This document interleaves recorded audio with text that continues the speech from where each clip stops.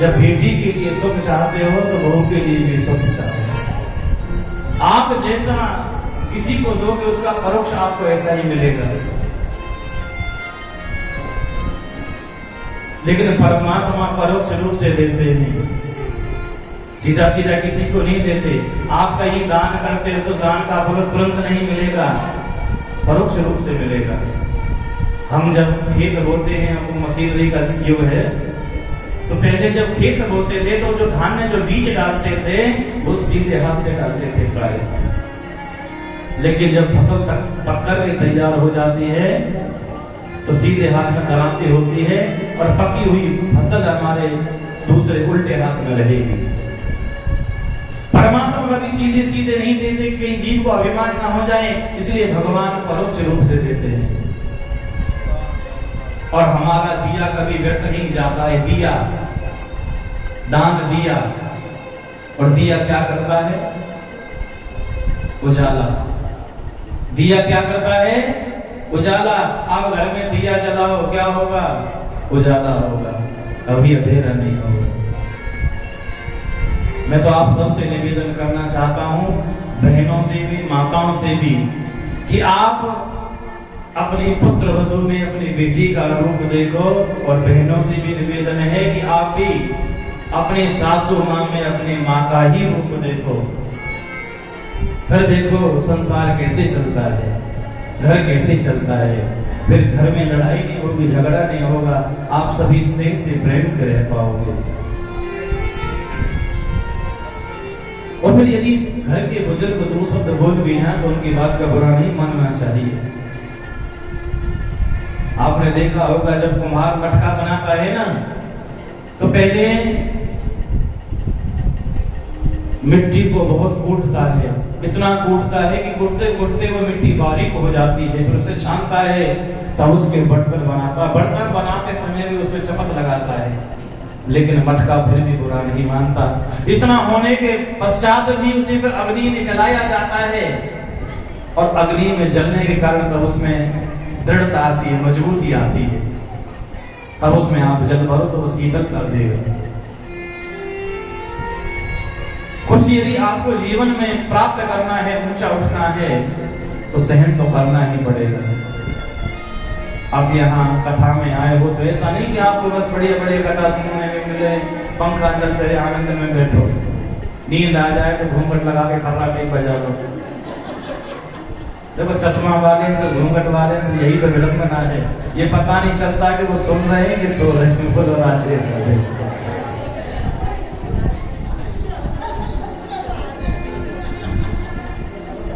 देख कई बार अंदाजा गलत हो जाता है ना।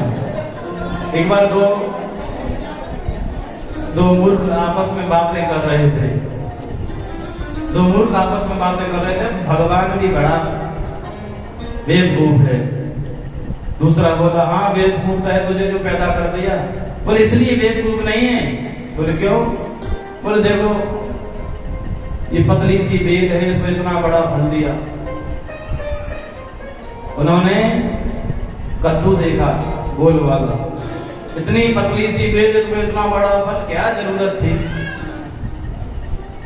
तभी दोनों बतियाते बतियाते एक बाग में पहुंच गए, विश्राम करने लगे। आम का बाग था, आम के पेड़ के नीचे विश्राम करने लगे। और लेटते लेटते फिर सोचने लगे, देखो इतना बड़ा पेड़ और फल छोटा सा। ये भगवान बड़ा मूर्ख है। यदि हमारे हाथ में कमान आ जाए तो सब कुछ बदल के रख दें। बातें करते करते दोनों सो गए।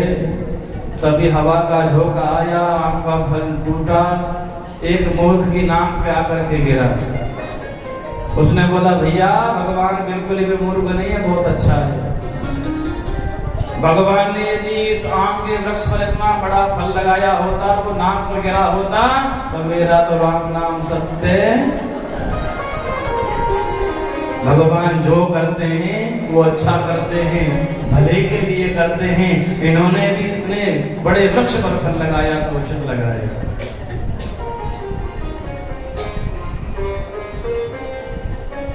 अगले छठे अध्याय में श्रोता वक्ता के लक्षण बताए।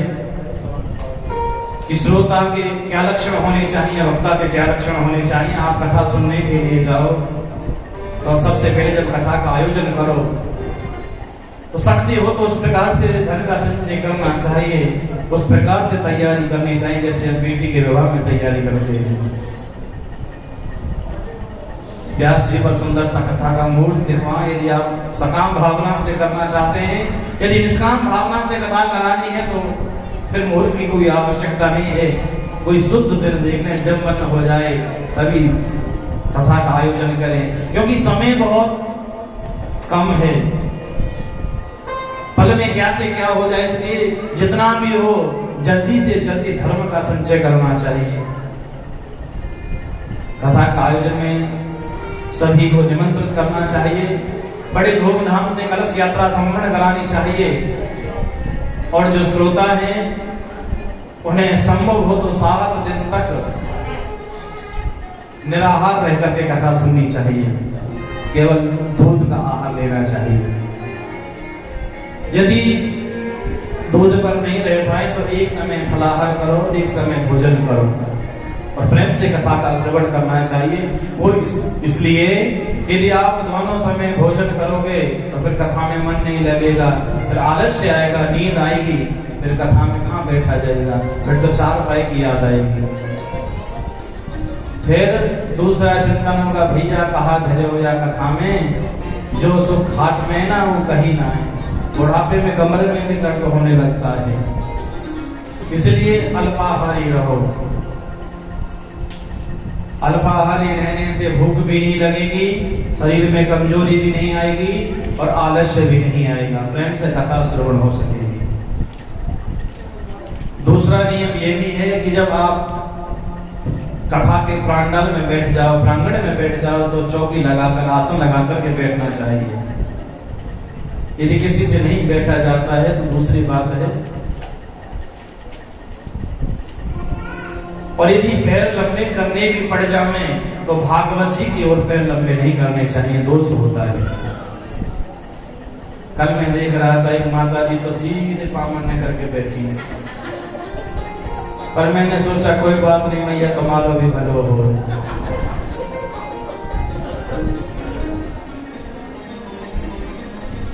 और मैं तो कहता हूं भले दोनों समय भोजन करो पर फिर भी कथा सुनने के लिए जरूर आओ, भले सोने के लिए आओ पर कथा में जरूर आओ। देखो आप सबने समस्त ग्राम वासियों के सहयोग से कथा है, सबने कितनी सुंदर व्यवस्था की है, भाग दौड़ में सब लगे रहते हैं, पंखे चल रहे हैं, सुंदर शीतलता भी है। भले आप सोने के लिए आओ पर कथा में जरूर आओ। और बहुत से तो ऐसी जगह ढूंढेंगे जहाँ कमर लग जाए, आराम से कमर लगा के फिर बैठेंगे। मैं इसलिए कह रहा हूं भले आप सोने के लिए आओ, यदि घर पर सोओगे तो कोई शायद नहीं जगाएगा। यदि कथा में आकर के सोओगे तो हो सकता है आपको इन 4 घंटों में कोई ऐसी बात आपके हृदय को लगे कि आप जीवन भर के लिए फिर सो नहीं पाओ, आपकी हमेशा की नींद उड़ जाए। पर कथा में आओ जिससे आपको जीवन की कोई दिशा मिलेगी। 7 दिन तक संभव हो तो जमीन में शयन करना चाहिए, जमीन में नहीं सो सकते हो तो लकड़ी के आसन पर शयन करना चाहिए, लकड़ी के पलंग पर सोना चाहिए, 4 पाई पर सोना वर्जित है। ब्रह्मचर्य का पालन करना चाहिए, लहसुन प्याज इत्यादि तामसी वस्तुएं उनका त्याग करना चाहिए। वक्ता के भी लक्षण बताए, ऐसा नहीं कि तुम्हारा ही सब सिस्टम है, वक्ता के भी नियम बताए। जो वक्ता है वक्ता निष्प्रही होना चाहिए। विरक्तो वैष्णवो विप्रो वेद शास्त्र विशुद्धिकृत दृष्टांत कुशलो धीरो वक्ता कार्यो निष्प्रहा। जो वक्ता है वो सबसे पहले ब्राह्मण होना चाहिए और ब्राह्मण होकर के विरक्त भी होना चाहिए। सबसे बड़ी बात एक और है कि इस व्यास गद्दी पर स्त्री जाति को नहीं बैठना चाहिए, दोष होता है, निषेध लिखा है। पर आजकल बहुत सी स्त्रियां कथा कर रही हैं, शास्त्रों में उनके अनेक कारण बताए हैं, कि माताओं को शंख नहीं बजाना चाहिए और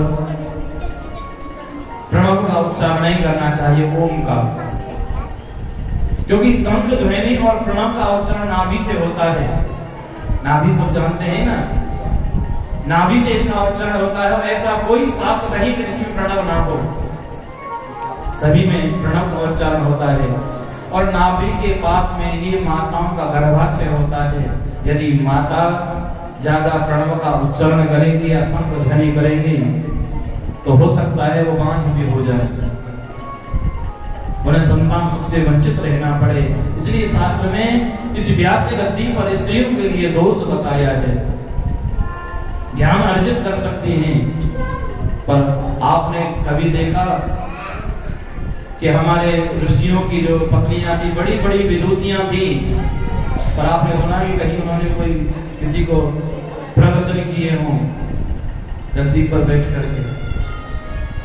अनुसुईया जी भी केवल सीता जी को पतिव्रत धर्म बताती हैं, उसके अतिरिक्त और कुछ नहीं बताया रामायण में, केवल पतिव्रत धर्म बताया है। सबसे बड़ा वक्त में क्या गुण होना चाहिए? दृष्टांत कुशलो धीरो विद्वान, पढ़ा लिखा और स्पष्ट वक्ता होना चाहिए, और कथा के मर्म को दृष्टांत के माध्यम से सरल भाषा में समझा सके, ऐसा वक्ता होना चाहिए। और सबसे विशेष गुण कि निष्प्रही, निर्लोभी, लालची नहीं होना चाहिए। ऐसा नहीं होना चाहिए वक्ता को कि हम यहाँ कथा कर रहे हैं, एक पड़ोस में से कोई आ जाए, महाराज जी आप यहाँ कथा बंद करो, कल से हमारे यहाँ शुरू करो, 1.25 लाख रुपया दक्षिणा मिलेगी। यदि वक्ता ने नियम ले लिया है तो 7 दिन कथा पूर्ण होने के पश्चात ही अन्यत्र कथा करनी चाहिए, लालच में नहीं आना चाहिए।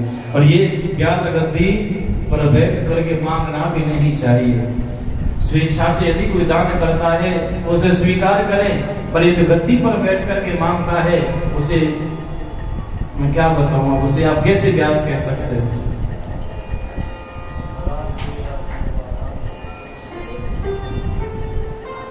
आज तक आप सबके आशीर्वाद से, ठाकुर जी की कृपा से लगभग समस्त भारत में कथा कर चुके हैं, पर हमने इस व्यास गद्दी पर बैठकर कभी किसी से नहीं मांगा कि हमें ये देना। कई जगह हमारे सामने प्रश्न भी उठा कि नहीं आप गद्दी से अनाउंसमेंट करो। हमने कहा कि हम गद्दी से मांगने के लिए अनाउंसमेंट नहीं करेंगे। यदि किसी ने दान दिया है उसको प्रोत्साहन जरूर दे सकते हैं, पर हम ये नहीं कहेंगे कि हम यहाँ ये ला करके देना। ये गद्दी मांगने के लिए नहीं है, ये गद्दी देने के लिए है। इसी के साथ महात्मा की कथा को विराम। यवान में पुष्प भगवान से हरे कृष्ण।